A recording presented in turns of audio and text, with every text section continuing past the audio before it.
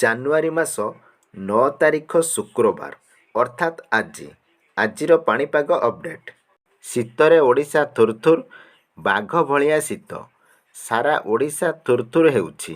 ଶୀତ ଲହରୀ ଅନୁଭୂତ ହେଉଥିବା ବେଳେ ଆଉ 2 ଦିନ ପାଇଁ ୟେଲୋ ୱାର୍ଣ୍ଣିଂ ଜାରି ହୋଇଛି। ସେପଟେ ପୁଣି ଜାଡ଼ରେ କଲବଲ ହେଉଛି ଓଡ଼ିଶାର ଦାର୍ଜିଲିଂ ଘୁ ଉଦୟଗିରି। ତାପମାତ୍ରା 3 ଡିଗ୍ରୀ ତଳକୁ ଖସି ଆସିଛି। ସେହିଭଳି ଆଜି ପାଇଁ ନବରଙ୍ଗପୁର, କଳାହାଣ୍ଡି, କନ୍ଧମାଳ, ସୋନପୁର, ଖୋର୍ଦ୍ଧା, କଟକ, ଜଗତସିଂହପୁର, ଢେଙ୍କାନାଳ, ଅନୁଗୁଳ, କେନ୍ଦୁଝର, ବାଲେଶ୍ୱର ଓ ଝାରସୁଗୁଡ଼ା ଜିଲ୍ଲାରେ କିଛି ସ୍ଥାନରେ ଶୀତ ଲହରୀ ଅନୁଭୂତ ହେବ। ସେହିପରି ଜାନୁଆରୀ 9 ତାରିଖ ଅର୍ଥାତ୍ ଆଜି ଅନୁଗୁଳ, ସମ୍ବଲପୁର, ଝାରସୁଗୁଡ଼ା, ସୁନ୍ଦରଗଡ଼, ଦେବଗଡ଼, କେନ୍ଦୁଝର ଓ ମୟୂରଭଞ୍ଜ ଜିଲ୍ଲାରେ ଶୀତ ଲହରୀ ଅନୁଭୂତ ହେବ ବୋଲି ପାଣିପାଗ ବିଭାଗ ପକ୍ଷରୁ ପୂର୍ବାନୁମାନ କରାଯାଇଛି। ଅପରପକ୍ଷରେ ସତର ସହରର ତାପମାତ୍ରା 10 ଡିଗ୍ରୀ ତଳେ ରହିଛି। ରାଉରକେଲାରେ ତାପମାତ୍ରା 5.1 ଡିଗ୍ରୀ, ଫୁଲବାଣୀରେ 5 ଡିଗ୍ରୀ ଥିବା ରେକର୍ଡ କରାଯାଇଛି।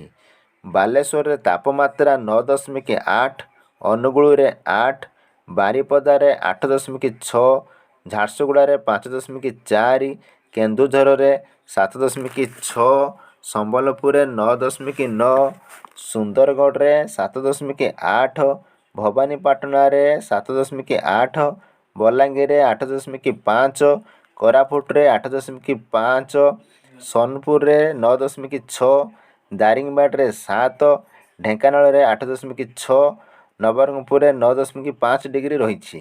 ଘୁ ଉଦୟଗିରିରେ ପାରଦ 6.8 ବେଳେ ଗତକାଲି ହଠାତ୍ 3 ଡିଗ୍ରୀକୁ ଖସିଥିବା ରେକର୍ଡ କରାଯାଇଛି।